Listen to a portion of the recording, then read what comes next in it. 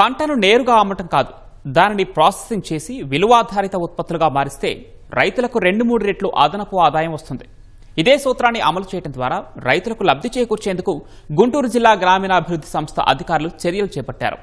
పసుపు, మిర్చి, మునగ వంటి పంటలతో పాటు తేనె, పశుదాణా ప్లాంట్లను ఏర్పాటు చేయడానికి నిధులు మంజూరయ్యాయి. ప్లాంట్ల ఏర్పాటుకు నిధులు ఎలా వస్తున్నాయి, అక్కడ జరిగే ప్రాసెసింగ్ చర్యలేంటి, తద్వారా రైతులకు వచ్చే లాభమేంటి అనే దానిపై మా ప్రతినిధి ఎస్పీ చంద్రశేఖర్ గ్రౌండ్ రిపోర్ట్.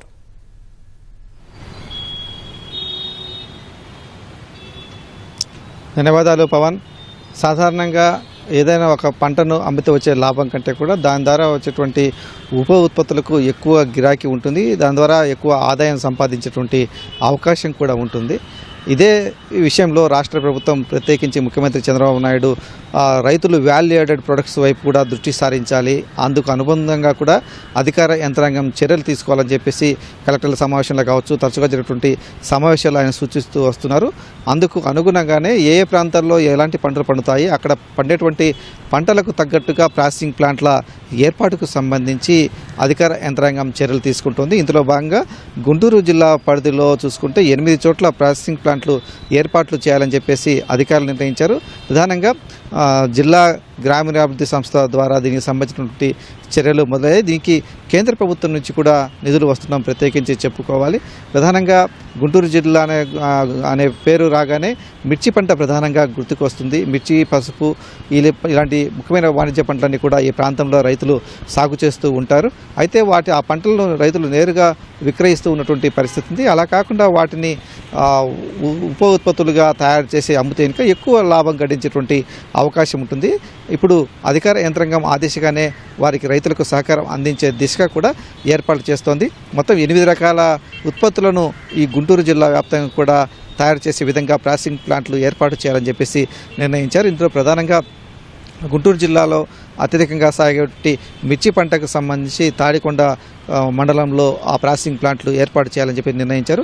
దుగ్గిరాలలో పసుపు సంబంధించినటువంటి ప్రాసెసింగ్ ప్లాంట్ ఏర్పాటు చేయాలని, అలాగే ఈ తేనె కూడా గుంటూరు జిల్లాలో ఎక్కువ మంది రైతులు కావచ్చు, కొంతమంది ఔత్సాహిక పారిశ్రామికవేత్తలు కావచ్చు, ఈ తేనె పట్టును కూడా సేకరించడం ఒక ఆదాయ వనరుగా మార్చుకుంటున్నారు. వాటికి సంబంధించి పొన్నూరులో తేనె ప్రాసెసింగ్ ప్లాంట్ను ఏర్పాటు చేయాలని చెప్పేసి నిర్ణయించారు. ఆ చుట్టుపక్కల ఉన్నటువంటి గ్రామాల్లో కొంతమంది రైతులు ఇలా ఈ తేనెను సేకరిస్తూ ఉన్నారు. వారందరి ద్వారా వచ్చేటువంటి తేనెను ప్రాసెసింగ్ చేసి దానికి ఒక బ్రాండింగ్ ఇచ్చి లేబులింగ్ చేసి మార్కెటింగ్ చేసే విధంగా కూడా చర్యలు చేపట్టాలని అందుకు పొన్నూరులో ప్రాసెసింగ్ ప్లాంట్లు ఏర్పాటు చేయనున్నారు. నారాకోడూరులో స్థానికంగా ఏంటంటే చాలామంది ఈ కుమ్మరులు ఉన్నారు. ఒక కుమ్మరి సామాజిక వర్గానికి చెందిన వారందరూ కూడా చేతి వృత్తి, ప్రధానంగా కుండలు, ఇలాంటి మట్టితో తయారు చేసినటువంటి వస్తువులను కూడా తయారు చేస్తుంటారు.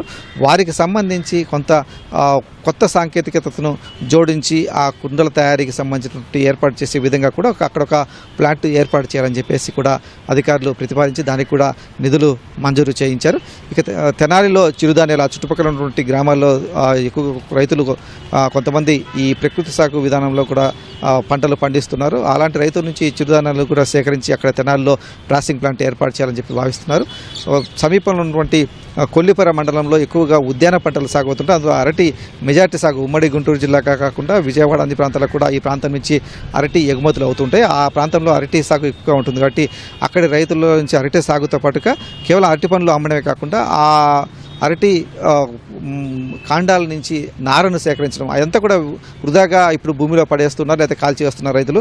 అలా కాకుండా దాన్ని ఆ కాండాలను తీసుకొచ్చి వాటిని నారగా మార్చి ఆ నారతో ద్వారా తాళ్ళు తయారు చేసినటువంటి పరిశ్రమను ఇంకా ఏర్పాటు చేస్తే ఇంకా రైతులకు మరింత ఆదాయం వచ్చేటువంటి అవకాశం ఉంది. కాబట్టి ఆ దిశగా కూడా ప్రభుత్వం చర్యలు చేపట్టి అక్కడ కొల్లిపరలో ఆ విధంగా ప్లాంట్ ఏర్పాటు చేయాలని చెప్పి నిర్ణయించారు.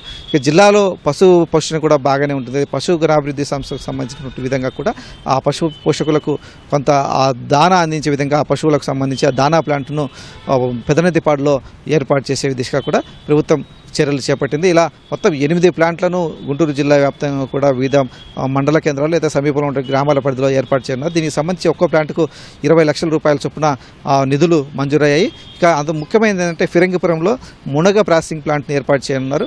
మునగంటే మనం నిన్న మొన్నటి వరకు ఏంటంటే కేవలం అది మన పెరటి పంటగానో లేకపోతే ఆ విధంగా ఉండేది, కేవలం కాయలు మాత్రమే తీసుకునేవారు. కానీ ఆ మునగ ఆకుకు ఉండేటువంటి ఔషధ గుణాలు కావచ్చు, లేకపోతే ఆరోగ్యపరంగా కావచ్చు, దాంట్లో ఉన్నటువంటి ఆ లక్షణాలన్నింటిని దృష్ట్యా ఆ మునగ ఆకు వినియోగం ఇటీవల కాలంలో బాగా పెరిగింది. చాలామంది ఆయుర్వేద వైద్యులు కావచ్చు, కొంతమంది నిపుణులు వీటిపైన దానికి సంబంధించినటువంటి ఔషధ గుణాల గురించి ఎక్కువగా ప్రచారం చేస్తూ ఉన్నారు. దీనికి సంబంధించి దానికి డిమాండ్ కూడా మార్కెట్లో ఎక్కువగా ఉన్న తరుణంలో ఆ మునగ ఆకు ప్లాంట్ను కూడా ఫిరంగిపురంలో ఏర్పాటు చేసే దిశగా ప్రభుత్వం చర్యలు చేపట్టింది. దానికి మాత్రం కొంత అధికంగా వ్యయమవుతుంది, దాదాపు 50 లక్షల రూపాయల వ్యయమవుతుందని చెప్పేసి తెలిసారు. ఈ విధంగా జిల్లా వ్యాప్తంగా కూడా పంటలకు వాల్యూ యాడెడ్ ప్రొడక్ట్స్ చేసే దిశగా కూడా ప్రభుత్వం చర్యలు చేపట్టింది. కెమెరామెన్ కేశవ్తో పునః చంద్రశేఖర్, ఈటీవీ న్యూస్, గుంటూరు.